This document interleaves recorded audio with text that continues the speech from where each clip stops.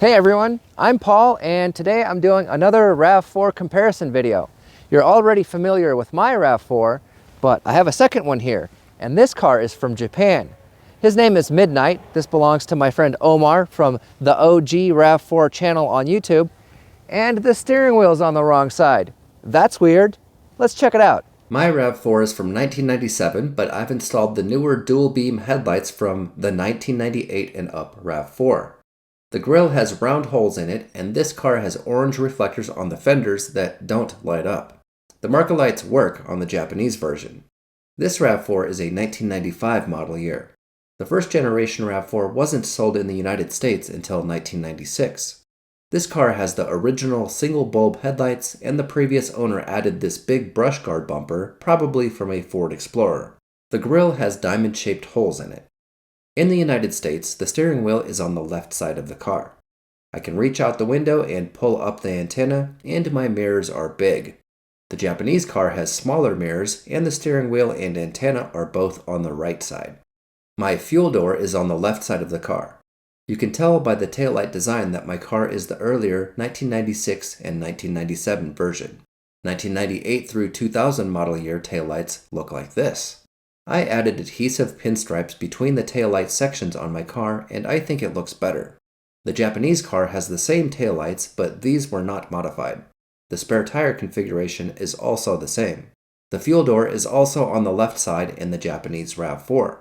Before Omar bought his RAV4, named Midnight, the previous owner repainted the exterior with truck bedliner. My engine bay looks a bit goofy with all the colors. My brake booster and cruise control are on the left side of the car, and the battery is on the right. In Japan, the brake booster, wiper motor, and battery trade sides. This car doesn't have the two center-locking differential vacuum solenoids on the firewall because it has an automatic transmission. Omar got lucky and he has power locks and windows, and I believe the door speakers are bigger too.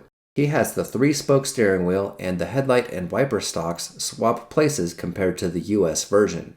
This car does not have cruise control. Don't worry, the gas and brake pedals are normal. This car has 2 removable sunroofs. Back to my car, I have manual roll-up windows and the 4-spoke steering wheel that comes with the earlier models in the US. I have a manual transmission, and the cruise control is hiding to the right of the steering wheel.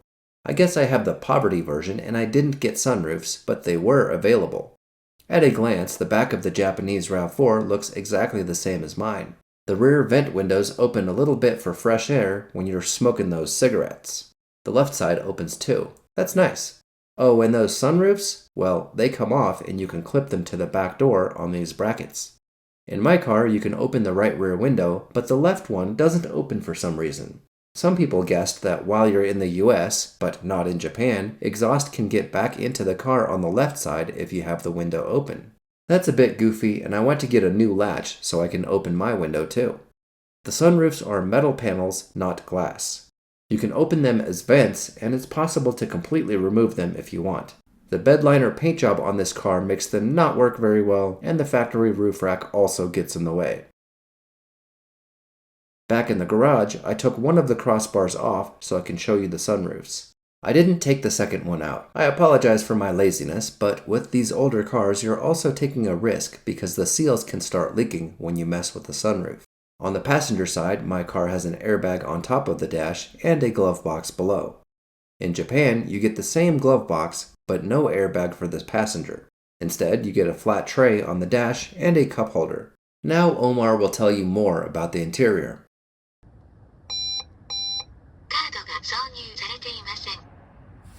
Alright, so you just heard a very nice Japanese lady talking to you over there. So a very unique device that my car came equipped with when it was imported from Japan is this little device right here. As you can see, it's got like a little slot where you can insert a card. And what it is that this is a device that they use in Japanese toll roads whenever you're about to go through a toll booth. Basically, you just insert a card there, and that card would get charged whenever you go through a toll plaza. This little scanner up here is what would get scanned, and you're good to go. Now, the reason why this Japanese lady is talking at you is because it's letting you know that there is no card detected, so you have to keep that in mind. Another unique feature that this Japanese RAV4 model has that doesn't come equipped with the US models is and I'll let you listen to it. When you put it in reverse, it reminds you that you're about to go backwards so that you don't forget. If you have an automatic transmission, you can look behind the right front wheel and you'll find the transfer case dipstick. The transfer case contains gear oil, not automatic transmission fluid. The manual transmission version doesn't have a dipstick here because the transfer case shares gear oil with the transmission. Looking under the car is not very exciting. The Japanese car doesn't have a catalytic converter under the car because it's on the exhaust manifold. The 1996 and 1997 RAV4 didn't run clean enough for US emissions laws, so my car has two catalytic converters, one on the manifold and one under the car. In 1998, Toyota updated the engine with a different intake manifold and replaced the distributor with two ignition coils and was able to get rid of the cat on the front of the engine. Omar has mud flaps on his car and the exhaust pipe goes through the one on the left. This car is all-wheel drive. I added an aftermarket hitch and modified the exhaust pipe, so just ignore that. Mine's all-wheel drive too. This car has the ASIN A540H, which is a 4-speed automatic transmission with an automatic locking center differential. It doesn't actually lock, but it does send more torque to the rear when needed. The manual transmission that came on the first gen RAV4 was called the E250F. It has 5 speeds and a manual locking center differential. After 200,000 miles, some of them start popping out of 5th gear on the highway, but it can be fixed by taking off the black cover and replacing some parts while it's still in the car. Another weird little difference I found is the headlights have a dim mode that comes on with the key. This is low beam, this is high beam, this is low beam, and this is headlights off. There's a small light bulb in here that is used as a daytime running light. Let's switch out the dim yellow bulb for a bright blue LED. That looks cool. The headlights still look normal when you turn them on.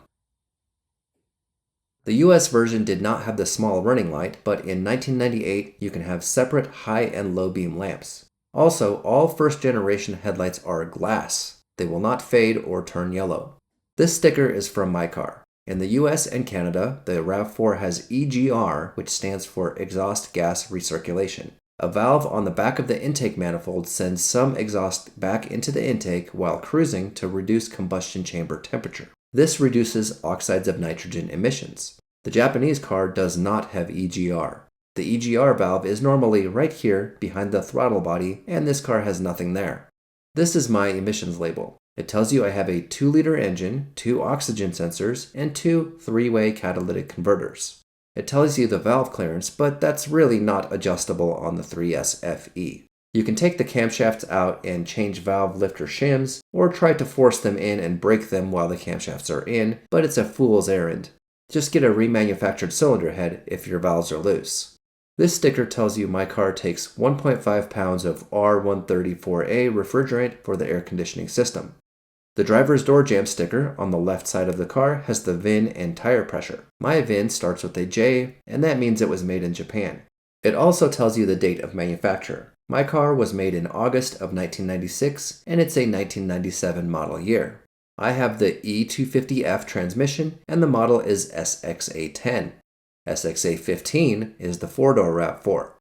The driver's side, which is the right side in Japan, has a couple stickers with Japanese writing. I can't read it, but the top sticker has the stock tire size and pressure. In Japan, the VIN plate is a bit different. It tells you the model is SXA10, the engine is the 3SFE, and it gives you a frame number.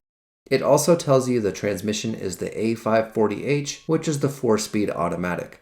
The AC in the Japanese car also takes R134A refrigerant. Another weird little quirk I found is this 1995 RAV4 from Japan doesn't have oxygen sensors. Keep in mind, this car came before OBD2, which started in the US in 1996. Instead, there's a catalytic converter temperature light in the dash. This cat has a sensor that can tell you if it's too hot, which can happen if the engine is running rich or misfiring. If you noticed any differences between these two cars that I didn't mention, please leave a comment below.